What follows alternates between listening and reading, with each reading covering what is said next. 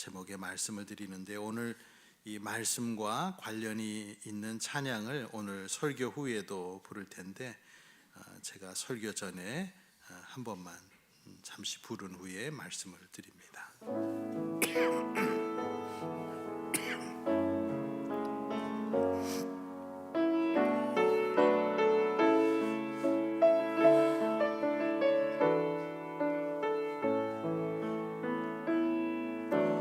무엇이 변치 않아 내 소망이 되며, 무엇이 한결같아 내 삶을 품으리. 그 누가 날 만족해 해 내 영이 쉬며, 그 누굴 기다려 내 영이 기쁘리.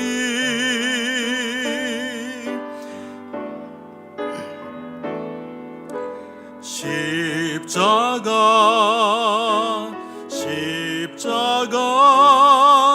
그 그늘 아래 내 소망이 있네. 십자가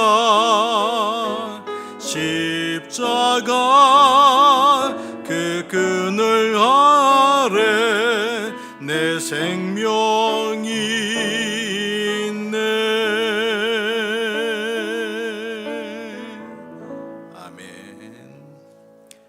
무엇이 변치 않아 내 소망이 되며, 무엇이 한결같아 내 삶을 품으리. 굉장히 귀한 가사가 아닐 수 없습니다. 세상에 변하지 않는 것들을 찾아보기가 어렵습니다. 제가 정확히 몇 년 전인지는 저도 기억하지 못하지만 아마 한 20년 전이나 30년 전쯤에 제가 어릴 때 살던 서울의 변두리 동네를 찾아가 본 적이 있습니다. 한번 꼭 가봐야지 미루다가 어느 날 문득 차를 몰고 가본 어린 시절과 청소년기까지 살던 그 동네는 너무나 많은 것들이 변화되어 있었습니다. 너무 많이 변해서 내가 알고 있는 아주 중요한 장소를 기점으로 다시 천천히 추리하면서 찾아가고 따라가 봐야 될 정도로 변모했습니다. 그곳에는 아직도 여전히 제가 늘 놀던 가톨릭 수녀원이 그대로 있었고, 개신교 기도원도 그대로 있었고, 또 그곳에 자리한 어떤 유명한 정치가의 무덤도 여전히 있었습니다. 골목의 크기나 초등학교를 찾아갔을 때 운동장의 크기가 제가 생각했던 거와 너무나 달라서 조금 놀라기도 했습니다.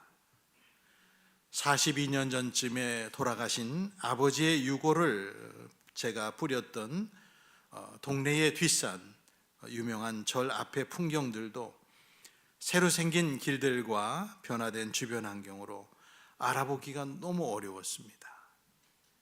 과거에 제가 아버지의 유골을 그 숲속에 뿌리며 아쉬운 마음으로 세월이 지난 후에 언젠가는 내가 한번 여기에 찾아와서 봐야지 하는 마음으로 아버지의 유골 중에 조금 그래도 큰 유골을 비닐에 싸서 어떤 나무의 구멍에다가 제가 넣어놓았는데, 그 나무를 아무리 찾아보아도 제가 찾을 길이 없었습니다. 자연과 풍경뿐만 아니라 빠르게 변하는 세상은 우리들을 혼란스럽게 합니다. 요즘 같은 시절은 산속에 들어가서 10년 정도 살다가 세상으로 내려오면 아마 대중교통도 이용 못하고 아마 음식도 못 시켜 먹을 것 같다라는 생각이 들 정도로 모든 것이 빠르게 변화합니다. 그러나 정말 우리를 당황하게 하는 것은 환경의 변화나 기술 발전으로 인한 세상의 시스템이 아닙니다. 정말 우리를 당황하게 하고 어쩔 줄 모르게 하는 변화는 따로 있는데, 바로 그때는 옳았고 지금은 틀린 것들, 반대로 그때는 틀렸고 지금은 옳은 것들을 만나게 되는 일입니다. 나의 가치관을 완전히 바꿔야 하는 옳고 그름의 변화, 신념의 체계를 흔드는 이 현실 세계가 우리들을 당혹스럽게 만들고 이 세상에 변하지 않는 것이 과연 무엇이 있는지 심각하게 질문하게 만듭니다. 사람들의 생각도 변하고 가치 판단도 기준도 변하고 윤리적인 기준조차도 바뀌었습니다. 역사책을 몇 페이지만 넘겨도 과거에는 옳다 여겨졌는데 지금은 그렇지 않은 것들을 너무나 많이 만납니다. 지금은 이렇게 우리가 아무렇지도 않게 받아들이는 것들이 왜 저 당시에는 저렇게도 그것을 받아들이기 어려웠고 인정하기가 어려웠을까 하는 것들을, 심지어는 그것을 위해 무슨 목숨까지 왜 바쳐야 했을까라는 일들이 많습니다. 과거의 세상을 지배하던 권력자들의 그 권위주의, 그리고 남성 중심의 가부장적인 사회, 왕은 하늘이 낸다는 생각들, 인간은 태어날 때부터 다른 가치로 급이 다르게 태어난다라고 믿었던 시절이 있었고, 너무나도 지독한 남녀의 차별, 그리고 피부색과 인종을 가지고 인간의 급을 나누고 차별하던 시대를 우리가 단지 떠올리는 것만으로도 우리의 가슴은 답답해지고 머리는 어지러워집니다. 30년, 40년 전만 해도 여성들은 집에서 빨래하고 육아하는 존재로 생각하는 사회적 분위기가 팽배했습니다.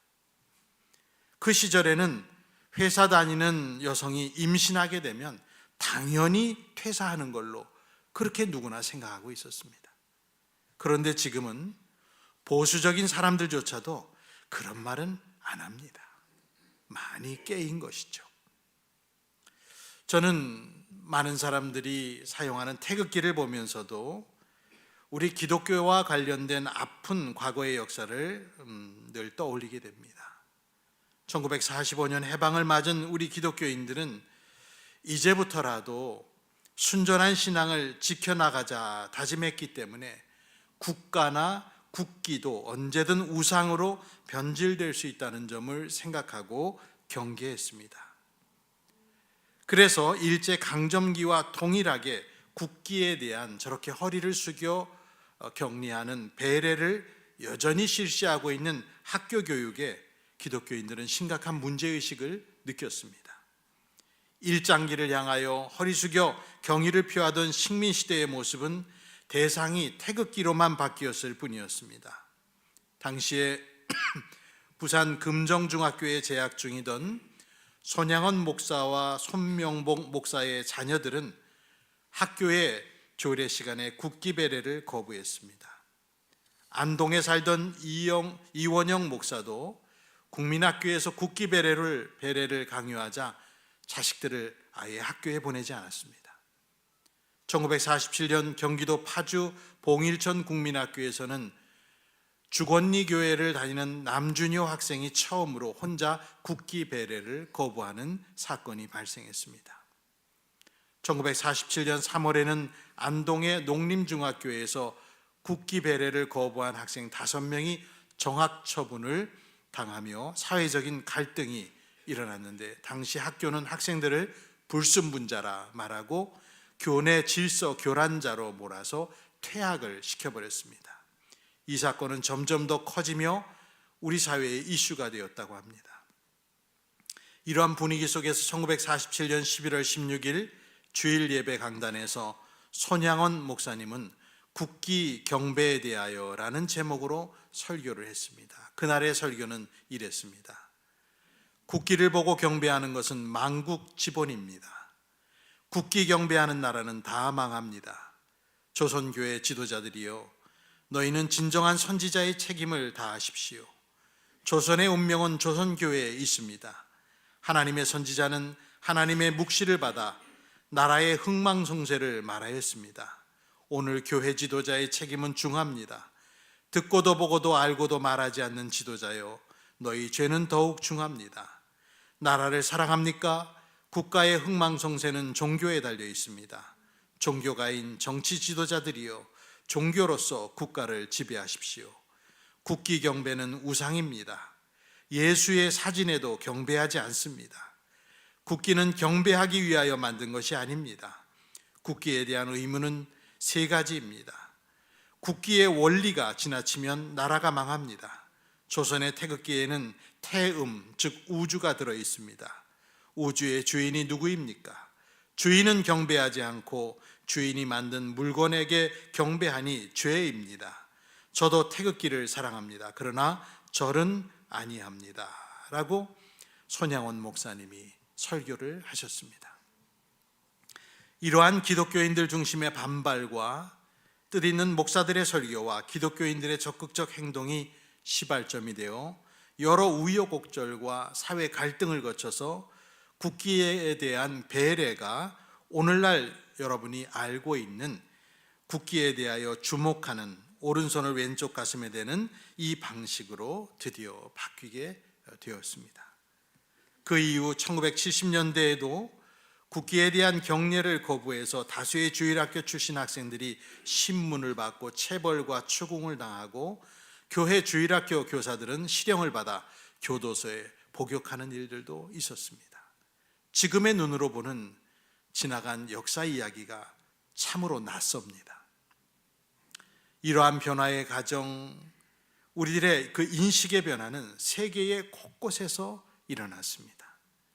2015년 6월에 백인 우월주의자인 딜런 루프는 미국의 사우스캐롤라이나주 찰스턴에 있는 임마누엘 아프리카 감리교회에서 1시간 정도 예배 시간에 앉아 있다가 일어나서 6분 정도 총기를 난사하며 그로 인해 9명이 숨지고 1명이 다친 사건이 있었습니다. 그는 인종차별적인 발언을 하며 흑인 성도를 향하여 총을 쐈습니다. 범인인 딜런 루프는 자신의 웹사이트에 백인 우월주의를 상징하는 남부연합기와 신나치주의를 표방하는 물건을 들고 찍은 사진들을 올려놓았었습니다. 이 사건을 계기로 남부연합기를 퇴출해야 된다는 해묵은 논쟁이 다시 시작되었습니다. 남부연합기는 흑인들이 노예로 지내던 시절에 남부에서 나부끼던 깃발이었습니다. 그 깃발이 남부에서 없어지는 듯 하다가 1962년 흑인 민권운동에 대한 항의로 주의회 의사당에 다시 개양되기 시작했고, 그 후로 수십 년 동안 KK단 집회와 여러 테러에 이 남부연합기 깃발이 등장했습니다. 이 백인 우월주의자가 교회에서 흑인들을 증오하여 죽인 사건 열흘 후에 브리 뉴섬이라는 젊은 흑인 여성이 9m 높이의 깃대를 타고 올라가 사우스캐롤라이나 주의회 의사당 앞에 휘날리는 남부연합기를 제거한 사건이 일어났습니다.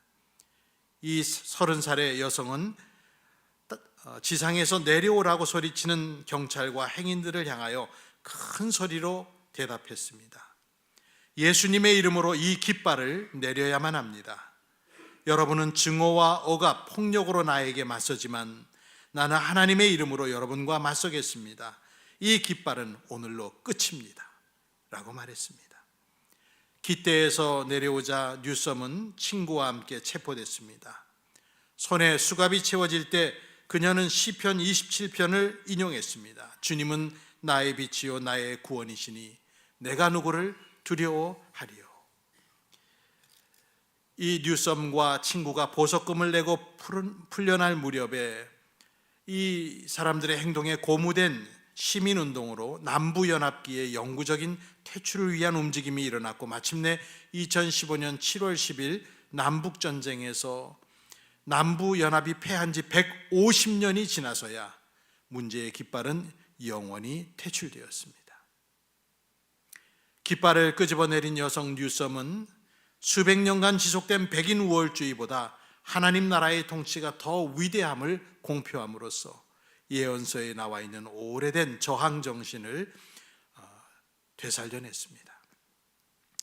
미국의 해묵은 사회적 과제이자 논란의 대상인 인종 문제의 인식 편천만 보아도 미국의 개신교인들이 성경을 통하여 노예 제도를 합리화하였던 것이 그렇게 오래전이 아니었다는 것을 알게 됩니다. 지금 생각해 보면 그 당시는 야만의 시대였고 원시적인 성경 이해의 시대였고 무엇보다 탐욕적인 시대였습니다. 성경을 이해하는 것조차도 세상과 별개로 작동하지는 않습니다. 시대를 풍미하고 점령한 우리 사회의 보편적인 사회 통념과 기득권을 옹호하는 경제체제를 지키려는 신념 속에서 인간의 탐욕이 결합되어 성경을 인용하는 차원이 아니라 인간의 이익을 위해 성경을 이용하는 것으로 변질될 수 있다는 사실, 그것을 우리 기독교인들은 잊지 말아야 됩니다. 성경은 죄인인 인간의 손에 들려 다른 사람을 죽이는 구실로 오용되고 사람을 차별하는 근거처럼 거짓되게 변개되었습니다. 정말로 안타까운 기독교의 흑역사가 아닐 수 없습니다. 지금도 우리 주변에서 활동하는 많은 이단과 사이비들은 성경을 가장 최고의 권위로 숭배한다 말하며 말끝마다 성경을 인용하여 사람들을 억압하고 사람들을 죽음으로 내몰고 있습니다. 여러분들의 신앙관은 세월에 따라 어떻게 변화하고 있습니까? 과거에는 이 주일을 어떤 식으로 거룩하게 보내는가가 기독교인들의 큰 관심사였습니다. 그리고 그것이 우리의 죄의식의 근원이 되기도 했습니다. 중장년 이상 되신 분들은 이미 경험하셨겠지만 과거에 우리 한국 교회는 주일에 물건을 사고 음식을 사 먹고 대중교통을 이용하는 것도 금기시가 되었습니다. 물론 지금도 그렇게 하고 있는 일부분의 교회가 있기도 합니다. 주일에 국가고시를 실시하면 기독교인은 그 시험을 당연하게 포기하는 것으로 그렇게 알고들 살았습니다.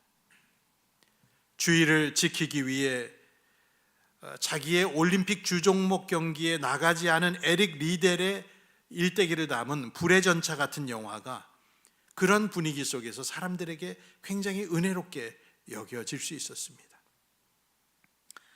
한국교회는 구약에 있는 안식일 규정을 주일날의 규정으로 바꾸고 주일 성수를 엄격하게 요구했습니다. 주일날에는 학교 공부를 안 하는 것은 물론이거니와 세속적인 독서도 금지되었고 여행도 불허했고 버스나 교통기관을 이용하는 것도 할 수 없었습니다. 과거에 고려신학교의 박윤선 교장, 우리나라의 가장 대표적인 보수주의자로 알려진 성경학자인 박윤선 교장님은 주일날 해외로 떠나는 손님을 전송하러 부산 부두에 갔다 온 것 때문에 교단으로부터 견책을 받았습니다. 그런 속에서도 참 묘한 것이 주일날 식사를 위해 부엌일을 하는 것은 생명에 관한 일이라고 하는 이유로 용납이 된 것도 또 조금 모순적입니다. 한국교회 역사를 전공한 한 노 교수님은 자기 어린 시절 이야기를 하시는데 어린 시절에 주일에 대중교통을 이용할 수 없었기 때문에 고등학교 시절 주일학교 교사도 하고 성가대원으로 봉사했는데 그걸 위해 아침에 꼭 3.4km를 걸어 다녀야 했던 것을 회고하기도 했습니다. 그 교수님은 대학에 가서도 사학과 학생들이 주일만 되면 고적답사를 갔는데 자기는 주일이기 때문에 그걸 갈 수 없어서 8학기 동안 한 번도 답사에 동행하지 못했노라고 말을 했습니다. 장학금을 수여하기 위해서 기업에서 학생들을 면접하는 날도 주일이었기 때문에 그 장학금이 필요한데도 주일날 면접이라는 이유로 그것을 한 번도 가서 신청할 수가 없었습니다. 이러한 과거의 신앙 규정들과 거기에 따르는 죄의식은 한국교회 선교 초기로 가면 그 정도가 더 심했습니다.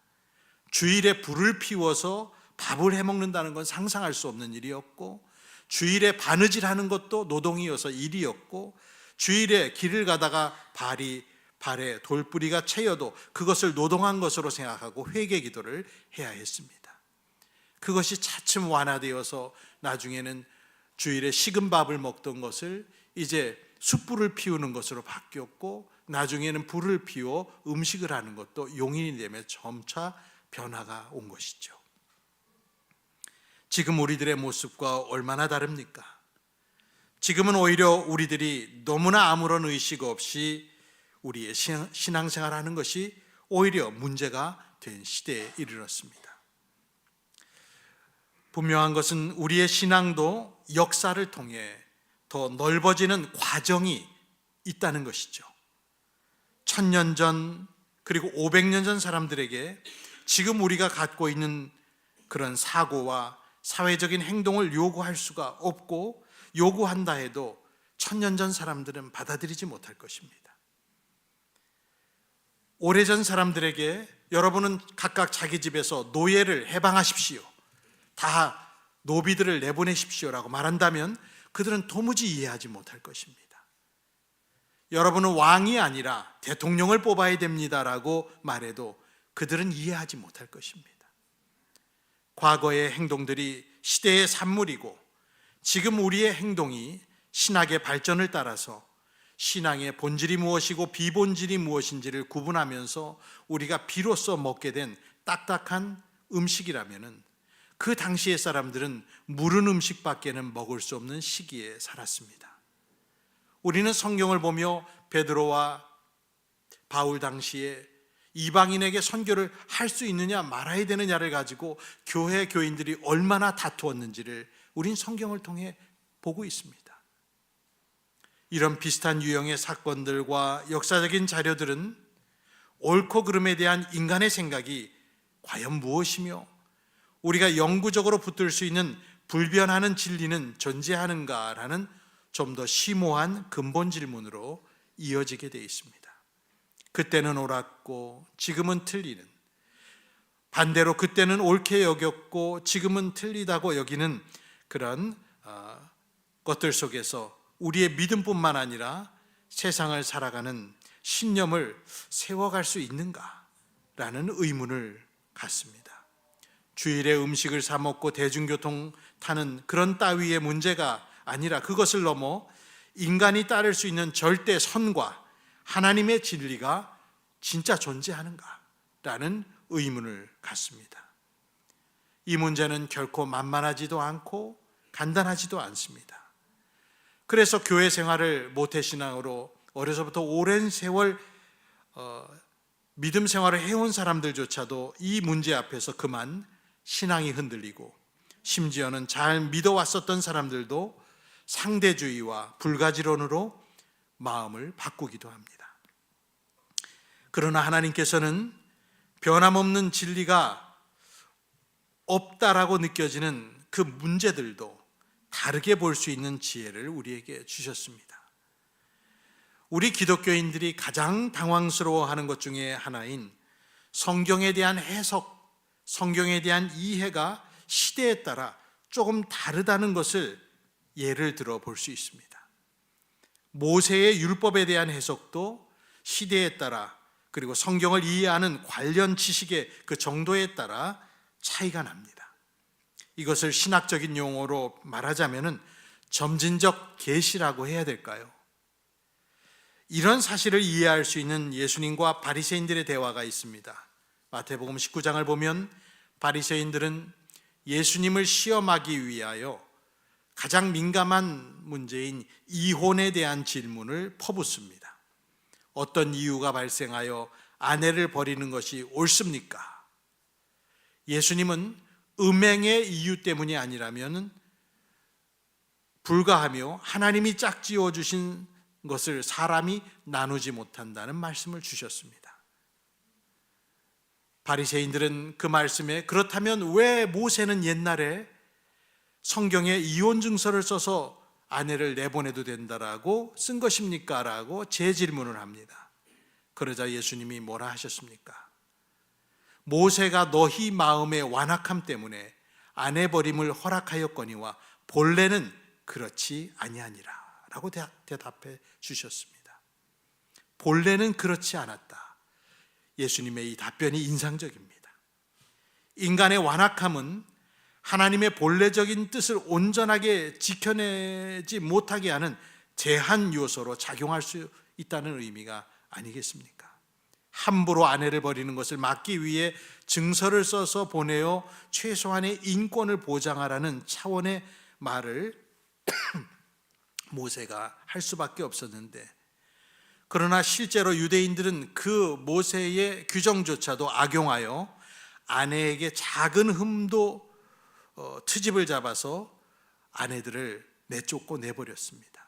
1세기의 유명한 랍비 힐렐은 남자가 원하기만 하면 언제든 이혼할 수 있다라고 그 유명한 랍비가 가르쳤습니다. 이혼의 사유는 매우 다양했고, 아내가 아침 식사를 태웠거나 남편보다 목소리가 커도 이혼 사유로 얼마든지 가능했습니다. 이들이 과연 하나님의 결혼법을 온전하게 이해했다 할 수 있을까요? 본래는 그렇지 않다. 주님이 그렇게 말씀하셨죠. 신자들이 구약 성경을 보면서 의아해하는 것은 신앙의 모델로서 우리가 그렇게 높이는 아브라함과 이삭과 야곱 등등, 다윗, 솔로몬, 이런 여러 인물들이 수많은 처첩을 두고 하나님이 뜻하신 처제를 지키지 못하는 것을 보게 됩니다. 그들을 둘러싼 탐욕적이고 남성 중심적인 사회, 문화적인 그리고 윤리적인 환경이 얼마나 강력했기에 그들이 그거를 다 따라갈 수밖에 없었는가 생각됩니다. 아브라함을 갈대아 우르 지역에, 그 우상 숭배가 많은 지역에서 빼내서 이주시켰음에도 불구하고, 그리고 이집트 땅 고센 지역의 유대인들만의 공동체로 따로 살게 했음에도 불구하고 유대인들은 이집트 문화와 주변 세계의 영향을 숨쉬듯 받아들였습니다. 그 결과가 이후에 출애굽의 과정에서 고스란히 나타납니다. 이혼 문제뿐만 아니라 예수님은 산상수훈 말씀에서 기존의 유대인들이 알고 있었던 율법의 해석을 확장하여 완성해 주십니다. 마태복음 5장 21절에 옛사람들에게 말하기를 살인하지 말아라. 누구든지 살인하는 사람은 재판을 받아야 할 것이다 한 것을 너희는 들었다.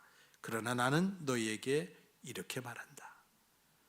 이러한 종류의 형식으로 예수님은 파격적인 가르침을 주시는데, 마태복음 5장에서만도 살인과 간음과 이혼과 맹세와 보복과 원수 사랑에까지 이르는 주제를 논하시며, 너희가 이렇다라고 들었지만은 나는 너희에게 이렇게 말한다라고 하시면서 새로운 율법 해석을 주십니다.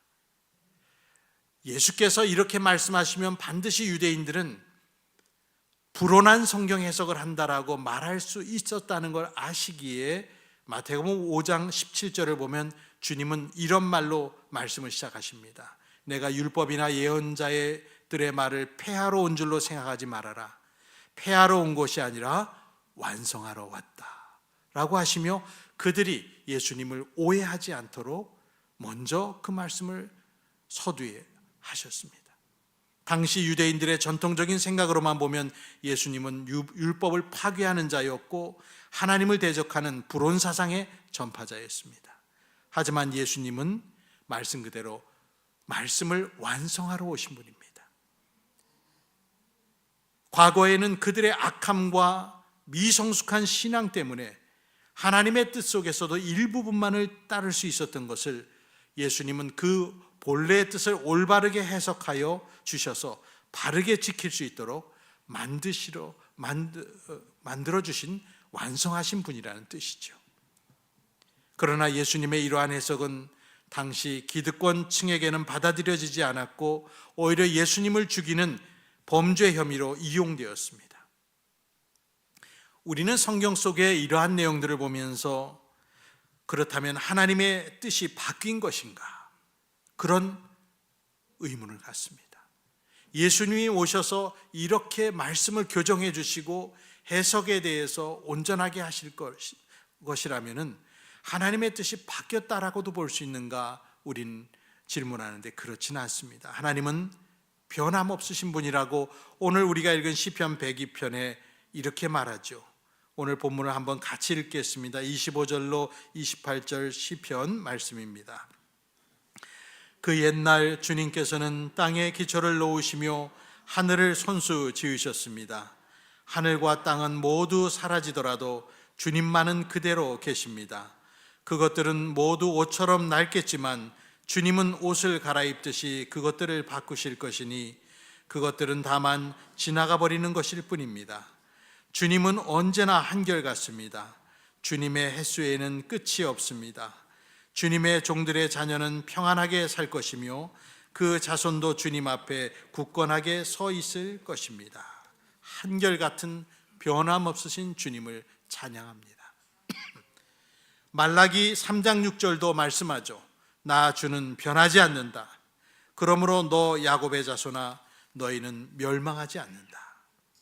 더불어 히브리서 13장 8절에도 예수 그리스도께서는 어제나 오늘이나 영원히 한결같은 분이십니다 라고 일러줍니다.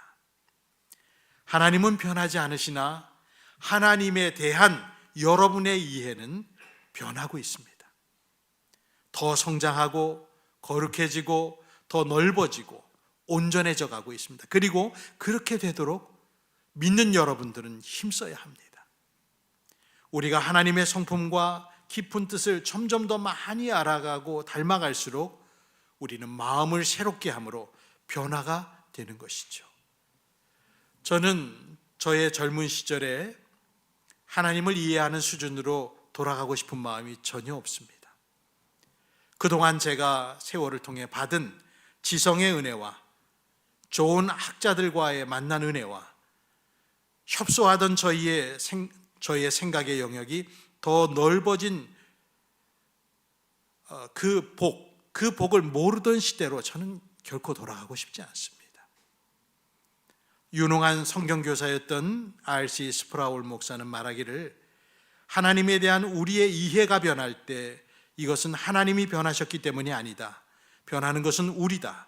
하나님은 성장하지 않으시며 시간의 흐름에 따라 더 나은 존재로 개선되는 일도 없으시다. 하나님은 영원한 주이시다 라고 말씀하며 하나님의 절대 불변의 속성과 그분의 놀라우신 능력을 말했습니다. 이러한 하나님의 불변하심은 저와 여러분의 믿음 생활에 아주 든든한 닷과 같은 역할을 합니다.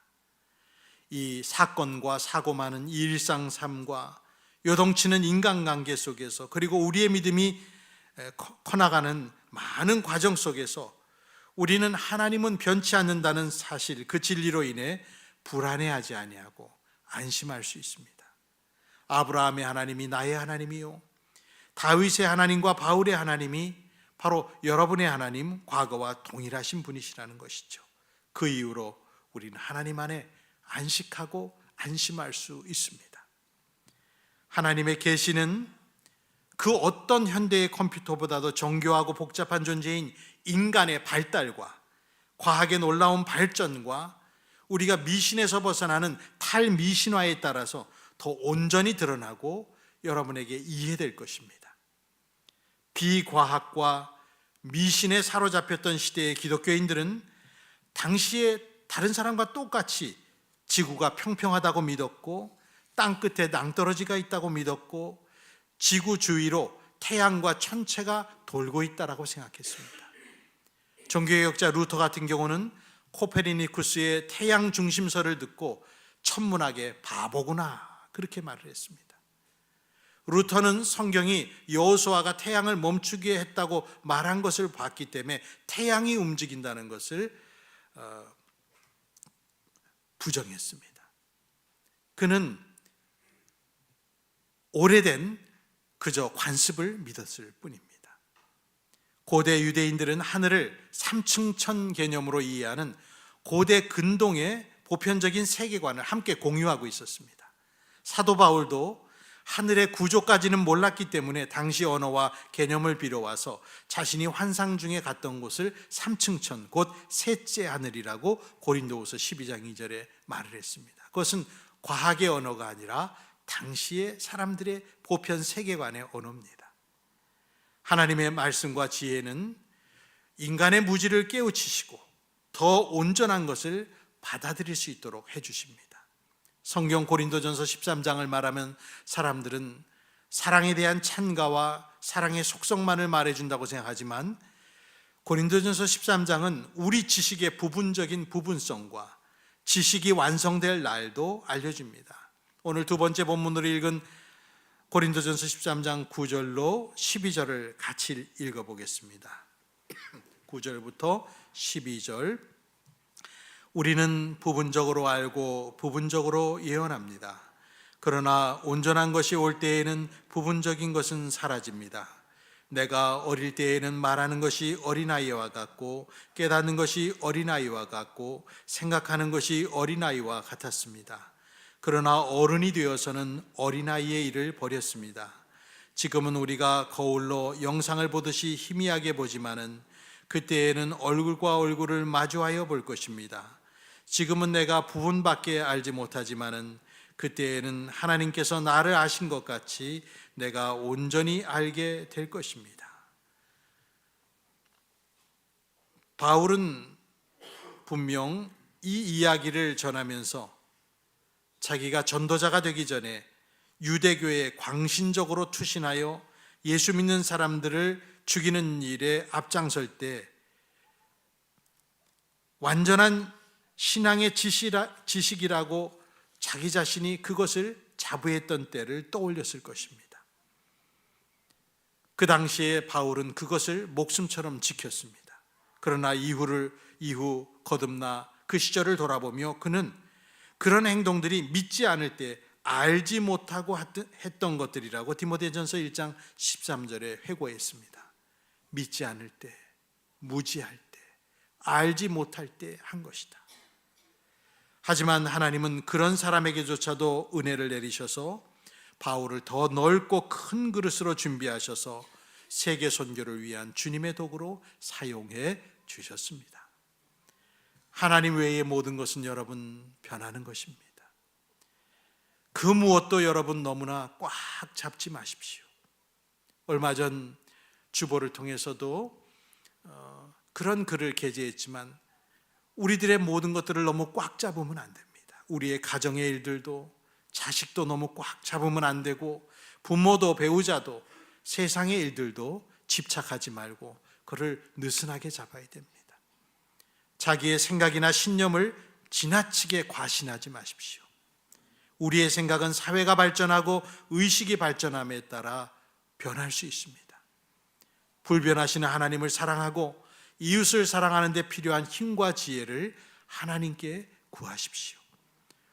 오늘 내가 붙잡은 생각이 내일 부끄러운 것이 될 수 있음을 우리는 알기에 항상 겸손하게 주님 앞에 엎드려 세상을 이롭게 할 진리의 빛을 구해야 됩니다. 하나님은 구하는 자에게 빛을 주시고 참된 길을 분명히 보여주실 것입니다. 예수님은 자주 사람들의 기존의 인식을 깨뜨리시고 사람들을 깜짝 놀래키셨습니다. 우리가 더럽다라고 생각한 데에서 고귀함을 발견해 주셨고 우리가 거룩하다 생각한 것에서 부패함을 끄집어내어 그걸 밝히 보여주셨습니다. 세리와 창녀들이 거룩한 삶을 지향하는 바리새인들보다 먼저 천국에 들어갈 것이라는 정말 깜짝 놀랄 만한 말씀을 마태복음에 주셨습니다. 주님의 자녀 여러분, 사람은 변합니다. 생각도 신념도 심지어 성경을 읽어내는 해석도 바뀝니다. 이렇게 변화가 극심한 세대 속에서 자칫하면 진리를 놓쳐버리거나 그 뜻을 오해하여 가변적인 인간의 신념 외에는 남지 않게 될 수도 있습니다. 사람은 시대의 산물이기도 합니다. 자기가 살고 있는 시대에 받아온 교육을 뛰어넘기가 좀처럼 쉽지 않습니다. 그것을 극복할 수 있는 사람은 열린 사람이요 배우려는 사람뿐입니다. 하나님을 경외하는 신자들은 자신을 감싸고 있는 관습의 두꺼운 껍질과 편견을 깨고 변치 않는 하나님의 진리로 매일 더 가까이 하나님께 다가서도록 힘써야 합니다. 불변의 하나님은 진리와 평화의 하나님이시고 의로우신 분입니다. 그 하나님을 닮는 우리 소마인 교우들이 다 되시기를 주님의 이름으로 축복을 드립니다. 기도하겠습니다. 영원하신 나의 주 나의 하나님, 민족 명절인 설을 맞이하여 국민들이 저마다 뿌리된 고향과 가족에게로 향하여 가고 있습니다. 우리 국민들이 더 행복한 삶을 살 수 있도록 진리로 거룩하게 하여 주시옵소서. 이 세상에 값어치 없는 것들을 위해 애쓰지 말게 하시고 가장 보배로운 주의 나라를 이 땅에 세우도록 저마다 평화와 온유함으로 가득 채워 주시옵소서. 교회와 기독교가 사람들의 기대에 미치지 못하여 주의 영광을 가리지 않도록 해주시고, 온전하지는 못하더라도 항상 주님의 눈길이 가 있는 곳에 우리의 눈길도 갈 수 있도록 기독교가 평화를 만드는 사람이 또 종교가 되게 하여 주시옵소서. 나라가 뒤숭숭하고 어려울 때 우리 사회에 폭력과 불의가 득세하지 말게 해주시고, 기독교인들이 극단적이고 공격적인 자세를 떨쳐내고 초대교회와 같이 세상의 칭찬을 받는 자비로운 교회가 되게 하여 주시옵소서. 설 명절의 긴 연휴 가운데 그동안 수고한 사람들이 쉼과 기쁨을 얻고 혈육들과의 깊은 유대관계로 세상살이에 지치고 상처난 마음들이 위로받게 하여 주시옵소서. 특별히 아픈 사람들과 경제적인 어려움에 벼랑 끝에 있는 사람들에게 상처받고 상처 주며 자기 마음조차도 어찌할 바 몰라 하는 사람들에게 그 모든 것들을 작게 여길 수 있는 놀라운 회복의 시간을 허락해 주시옵소서. 감사하오며 구주 예수님의 이름으로 기도드리옵나이다. 아멘. 우리 악보를 보며 무엇이 변치 않아 우리 찬양 마지막으로 드립니다.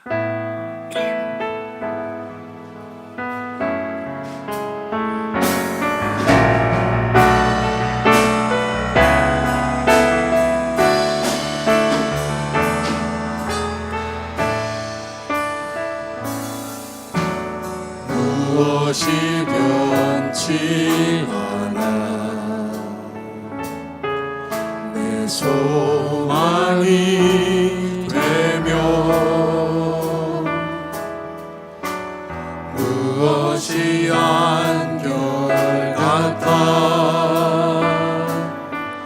내 삶을 품으리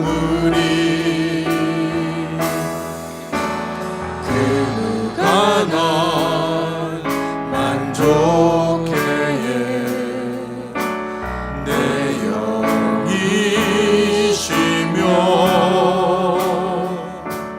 그 누구를 기다려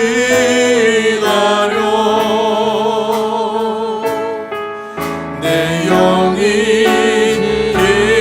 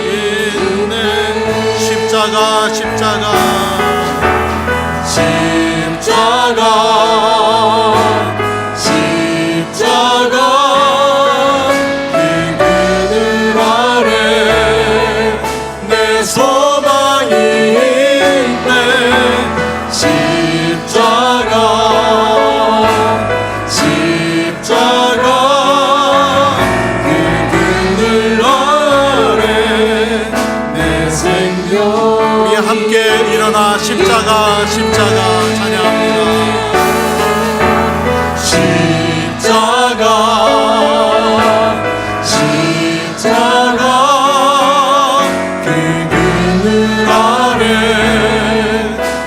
소망이 있네. 십자가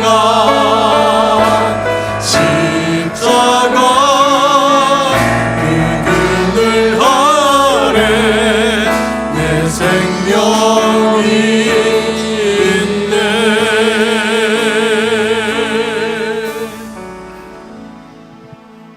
기도합니다. 이제는 우리 구주 예수 그리스도의 은혜와 하나님 아버지의 극진하신 사랑과 성령님의 은총이 변화하는 세상, 정말로 모든 것들이 급격하게 변동하는 세상 속에서 변치 않는 하나님과 진리를 품고 따라가기를 원하는 모든 성도들 위해와 설을 맞이하여 가족들과 단란한 시간을 갖기를 원하는, 그리고 이곳저곳으로 이동하는 모든 성도들 위해 영원토록 함께 있을지어다. 아멘.